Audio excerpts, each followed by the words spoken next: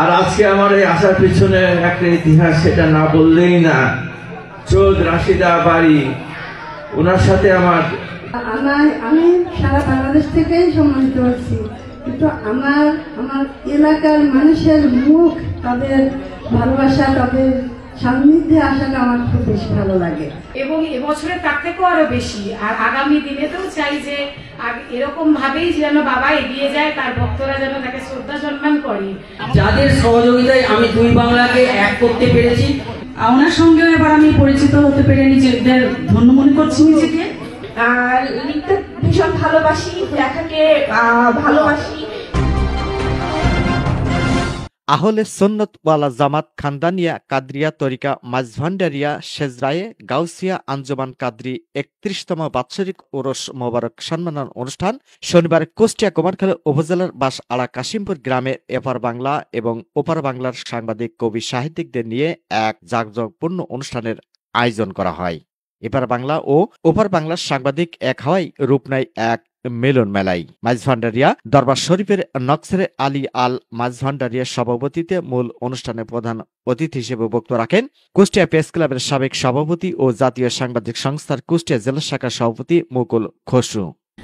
নকসের আলী মাঝভান্ডারি সাহেবের আজকের অনুষ্ঠানে আসতে পেরে আমি আমার নিজেকে ধন্য মনে করছি।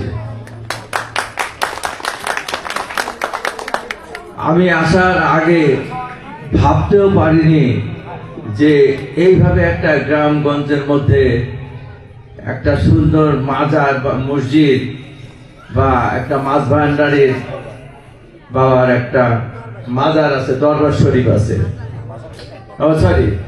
দরবার শরীফ আছে। এবং এটা সৌভাগ্যের ব্যাপার যে ওনাকে মানে অনেকে তো মাজার হয়, তারা মারা গেলে মাজার হয়, অনেক কিছু হয়, কিন্তু আমাদের সৌভাগ্য যে ওনাকে আমরা জীবিত পেয়েছি, এটা আল্লাহর রহমত। আমি মহান আল্লাহ রব্বুল আলামিনের কাছে আবেদন জানাচ্ছি যে উনি যেন দীর্ঘজীবী হয় এবং আমরা আগামীতেও যেন ওনার এখানে আসতে পারি।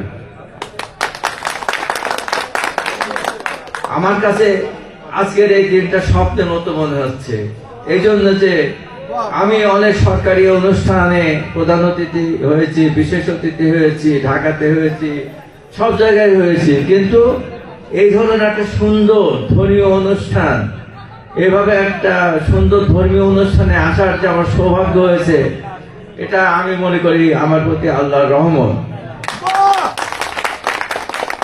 আমি এখানকার সবাইয়ের জন্য দোয়া করি, যারা আজকে আছে, পরে আসবে, যারা রাত্রে বা ইবাদত বন্দেগী করবে, আমি তাদের সবার জন্য দোয়া করি।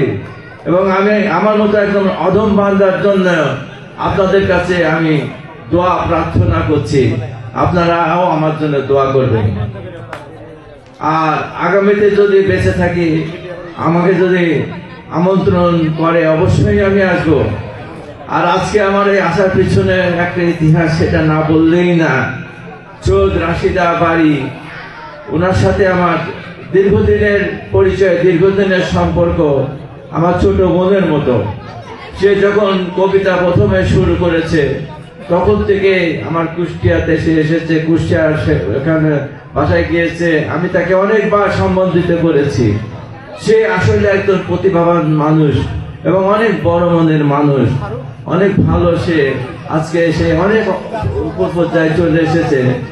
আমি দোয়া করি, আপনারাও দোয়া করবেন, সে যেন আরো অনেক বড় লেখক হতে পারে। আর আজকে আমাকে এখানে নিয়ে আসার জন্য আমি ব্যক্তিগতভাবে তাকে ধন্যবাদ জানাই এবং আমাদের এই নকসেদ আলী ভান্ডারী সাহেবকেও আমি ধন্যবাদ জানাই। অনুষ্ঠানে বিশেষ অতিথি হিসেবে বক্তব্য রাখেন ভাষা সৈনিক কন্যা, কবি, সাহিত্যিক, সাংবাদিক, সম্পাদক ও সংগঠন সৈয়দা রাশিদা বাড়ি। আমি আসলে লেখক, সাহিত্যিক, সাংবাদিক বলছে এবং সবচেয়ে বড় কথা হলো আমি গীতিকার। আমি বাংলাদেশ বেতার, বাংলাদেশ টেলিভিশন ও চলচ্চিত্রে গান লিখি। রানিং সবসময় ইনশাল্লাহ হয় আপনাদের দোয়ায়। আসছি সাহেব এখানে তিনি এই প্রতিষ্ঠানের প্রধান প্রতিষ্ঠাতা, তার আহ্বানে আসছি। আর আমার জন্ম কুমারখালী, টুকসার মাঝে আমার জন্ম। এখানে সবার প্রতি আমার ভালোবাসার টানে আমি আসছি। আমি সারা বাংলাদেশ থেকেই সম্মানিত হচ্ছি, কিন্তু আমার এলাকার মানুষের মুখ, তাদের ভালোবাসা, তাদের সান্নিধ্যে আসাটা আমার খুব বেশি ভালো লাগে। আর এই দরবার শরীফের প্রতি আমার শ্রদ্ধা আছে। আমি এর আগেও এসেছি। আমি দেখি যে এই কারণেই ভালো লাগে যে এখানে ধর্ম নির্বিশেষে সবাই সবার এত বেশি ভালোবাসে যে মন মানসিকতার কোনো ডিফারেন্স নাই। সবার প্রতি সবার আন্তরিকতা, ভালোবাসা সমানে আছে।